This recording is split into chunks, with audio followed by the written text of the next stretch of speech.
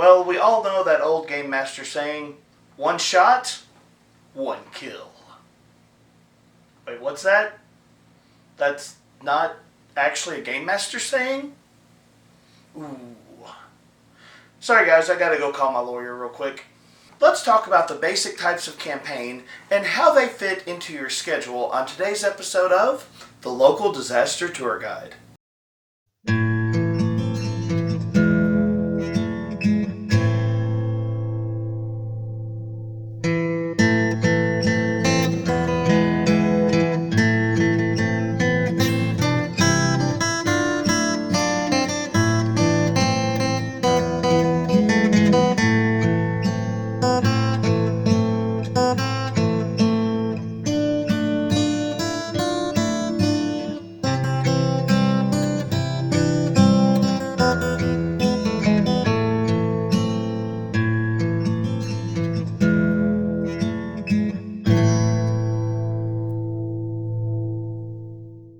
Hello travelers and tourists, my name is Mark and I am the Local Disaster Tour Guide. That's right, I am a storyteller with the irrepressible urge to make it epic.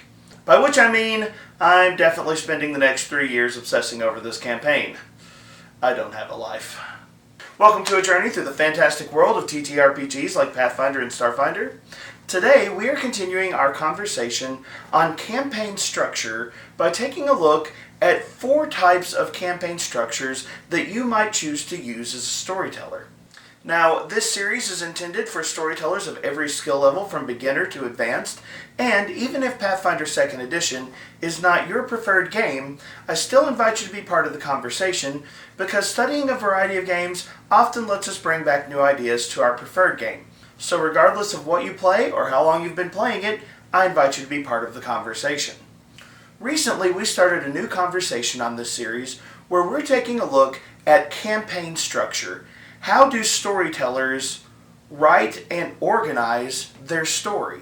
Now, there are a variety of different ways that a storyteller can approach creating stories for their gaming group, but we're taking a look at a specific model that is discussed in the Pathfinder 2nd Edition Gamemastery Guide that looks at this topic through what is essentially a 3-tiered lens. At the top tier, you have your overall campaign structure. At the second tier, you have adventure design. And then at the third and most focused tier, you have encounter design. And right now, we are looking at that first big picture tier called campaign structure. This week, we're going to look at 4 basic campaign structures that are discussed in the Game Mastery Guide.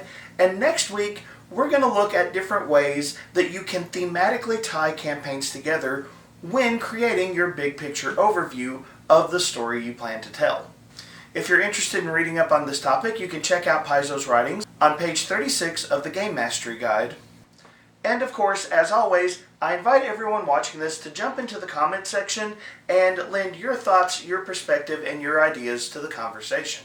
While you're doing that, don't forget to do all of the YouTube stuff. Like the video, share it, subscribe to the channel, check out my free Discord and my Patreon, both of which are linked in the video description below. And with all of that out of the way, let's get started.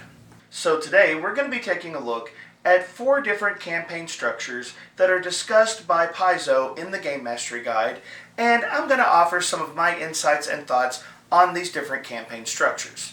Paizo gives us what are essentially 4 different types of campaigns that a storyteller might choose to run. The one-shot, the brief campaign, the extended campaign, and the epic campaign. And we're going to take some time to look at each of these individually. But before I get started on them individually, let me make a couple of quick points about these types of campaigns. First, allow me to say you should look at these 4 categories as rough guidelines. The needs of your table and your gaming group and the opportunities that you have are certainly going to vary from the specific formulas that Paizo presents. So if your table steps outside the exact time frame or recommended levels or adventure format that Paizo mentions, that's perfectly okay. The second thing you should realize is this: as a storyteller, especially a new storyteller, you always have permission to add more later. So if you're getting started behind the Game Master screen, it might actually be better to start with a one-shot or start with a brief campaign and get used to the process of storytelling. And then, if you and your group really enjoy what's going on, you can sit down, add more to what you've already done, and create an extended or maybe even epic campaign once you feel comfortable in the role. Don't feel like you have to go big on your very first attempt at storytelling. But now, let's take a look at these 4 models and see what kind of stories they represent. First up is the one-shot, and most gamers, strictly speaking, would define a one-shot as a single RPG session. In other words, you show up, play the game, and as soon as you leave the game, it's over. And we do see a lot of fun one-shots inside of the TTRPG sphere. If you've ever sat down to play a game at a convention, you've had the one-shot experience, and you can have a ton of fun in those settings.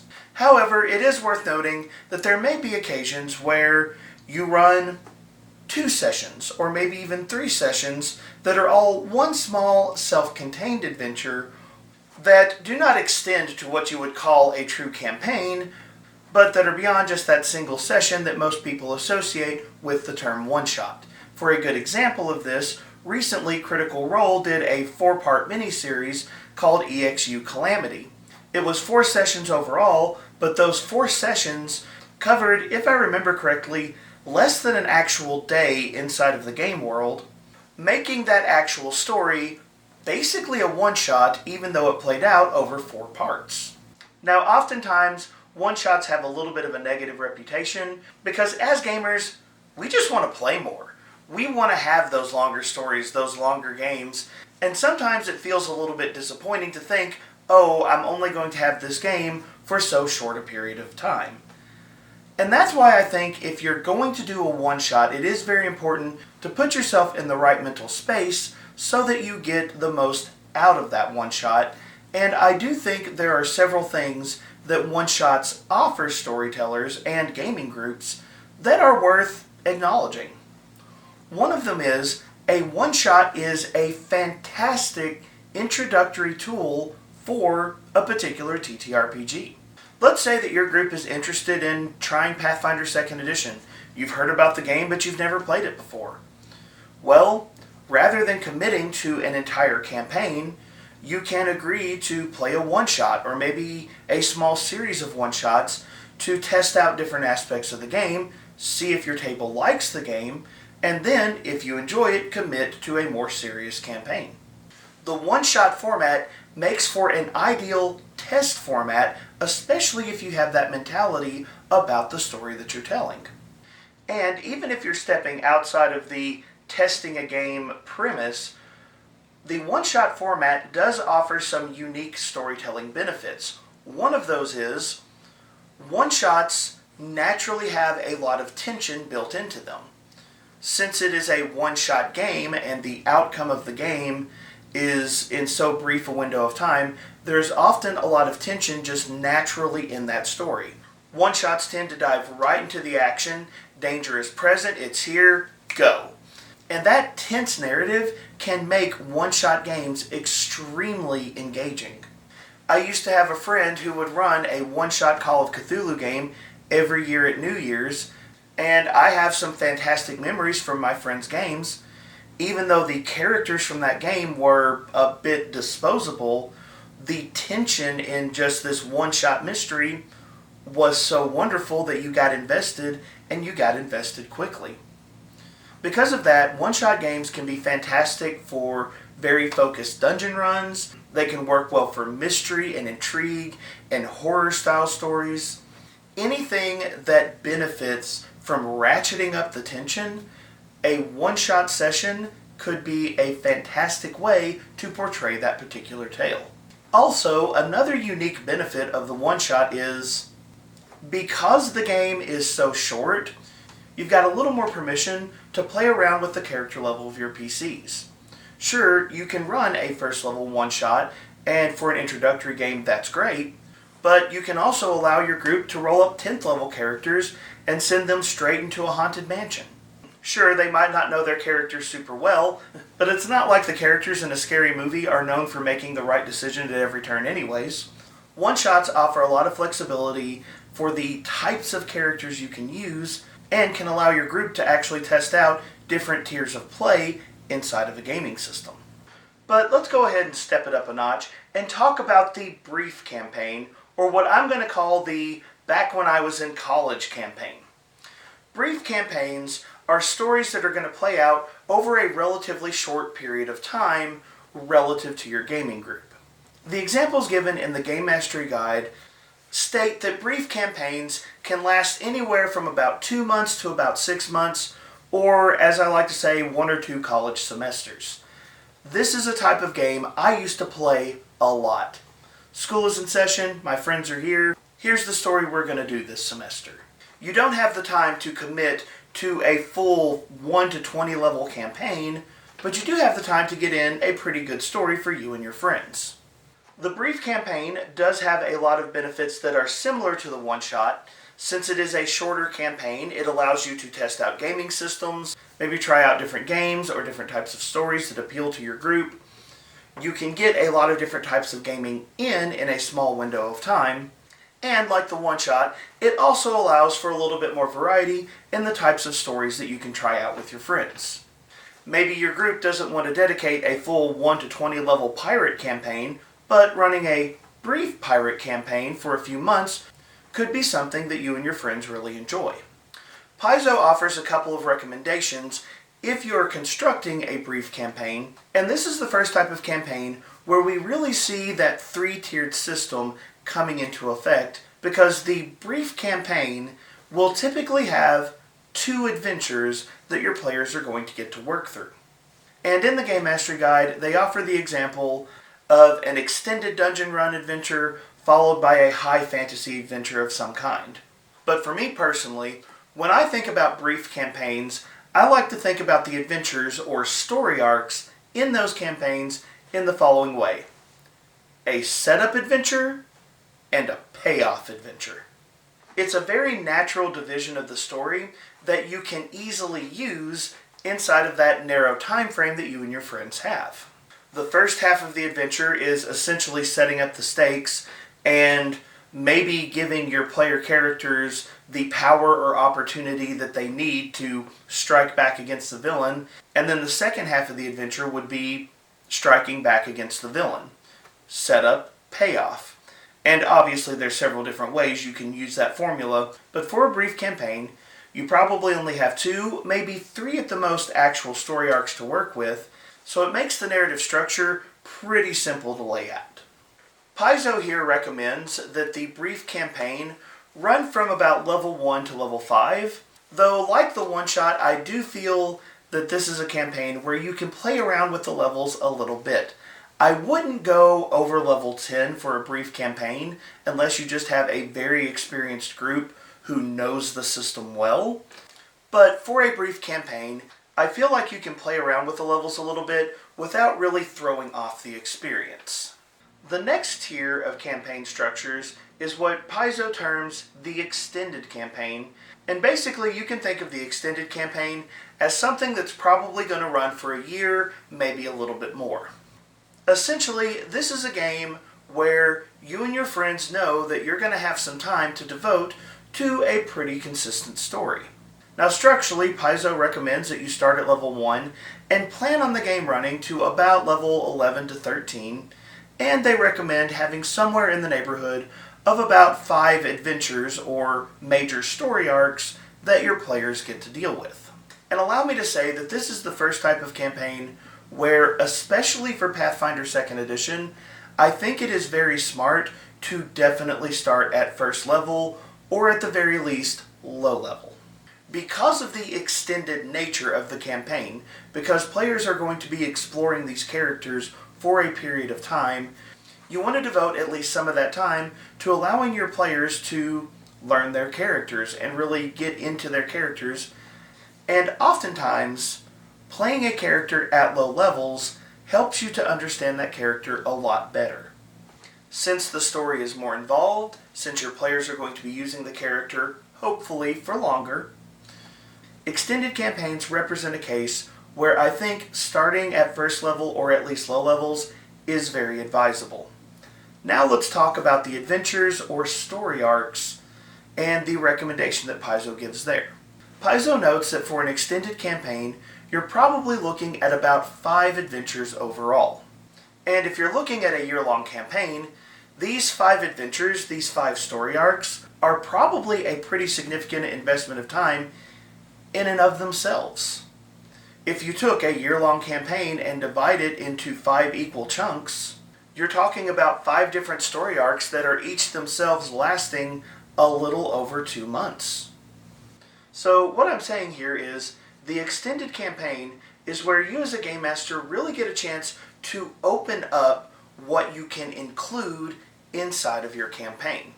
The one-shot, the brief campaign, the time crunch of those style of games means that you have to be very selective about what you put in and what you leave out, but for the extended campaign, you have some room to breathe, and as a storyteller, take advantage of that.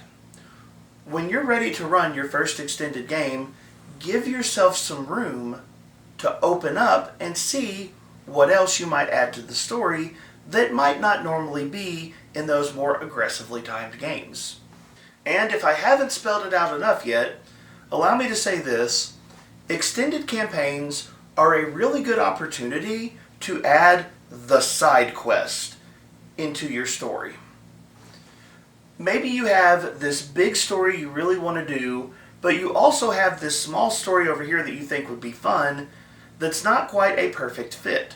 Well, the extended campaign gives you the space that you can play with, that you can slide the side quest into the bigger story, and even if it's not a perfect thematic fit, because of the time scale involved, it can still work well for your group. And then, of course, you have the granddaddy of them all, the epic campaign. This is what Paizo terms the level 1 to level 20 campaign, where you are going to take full advantage of all of the rules in Pathfinder and allow your PCs to truly experience the whole range of growth that the system portrays. Paizo estimates that the typical 1 to 20 campaign will last somewhere between 1.5 to 3 years, depending upon your group. Now, I have run a lot of 1 to 20 campaigns between D&D 3.0, 3.5, Pathfinder 1st Edition, and even on into Pathfinder 2nd Edition. I've played a lot of 1 to 20s, and almost universally, the time for my group ends up being about 2 years, 4 months, which is inside the estimate that Paizo gives. I don't know why my group seems to follow that rhythm, but that is the average that my group has maintained. It's a little over 2 years to do a true 1 to 20 campaign for us. Paizo here gives an estimate of 6 major story arcs, which honestly with my group I would call a woeful underestimate. We tend to use a lot more story arcs with how our group does things. But Paizo definitely portrays the epic campaign as the opportunity for you and your players to really get a full and varied experience inside of Pathfinder 2nd Edition. Now, as a storyteller, coming up with level 1 all the way to level 20 is really hard. The idea of fleshing out a full 6+ adventures is definitely stressful, so let me give you one of my favorite tactics that I use as a storyteller. I have one story arc that is specific for every single character in my party, in addition to the main story arcs associated with my game. So, for example, I might have 4 or 5, maybe 6 major story arcs that represent the core of what my game is doing, but then on top of that, if I have 6 players in my group, I'm going to have 6 individual story arcs that follow their personal journey in some particular fashion. Doing that really helps me fill in the narrative space that you need to cover over 2 years worth of gaming and over 20 levels worth of content, while not just completely stressing you out as a writer. So that is something I definitely recommend.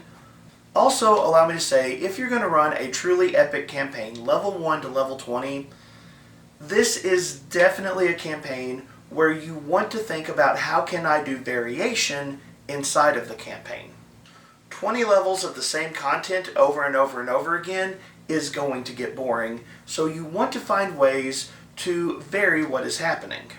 Maybe your characters start out on the high seas and then go through some political intrigue when they get back to land. After that, they end up traveling through the caves below the surface of the earth. Oh look, we need an item that's located on a completely different plane. You catch what I'm saying here.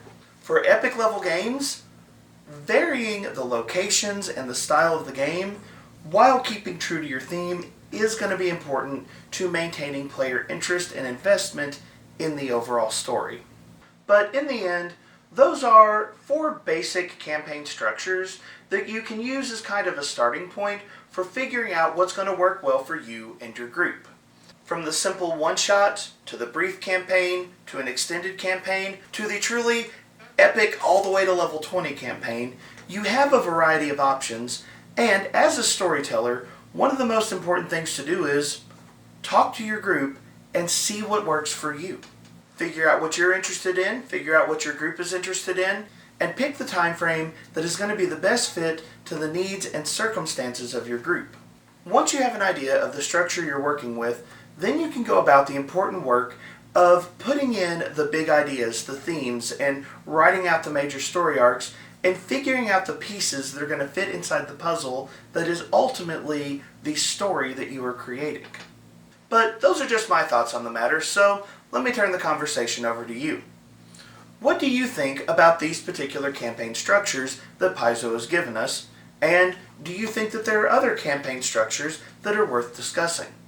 Jump down into the comments section below and give me your thoughts. I truly enjoy hearing what you all have to say. Next time we're going to take another look at campaign structure and talk about 3 different ways that we can link our stories together in an extended or epic campaign. But for now, thank you for being here. Be sure to like the video and share it. And if you're not subscribed to the channel, please do so. You can check out my free Discord and my Patreon. Both of those are linked in the video description below.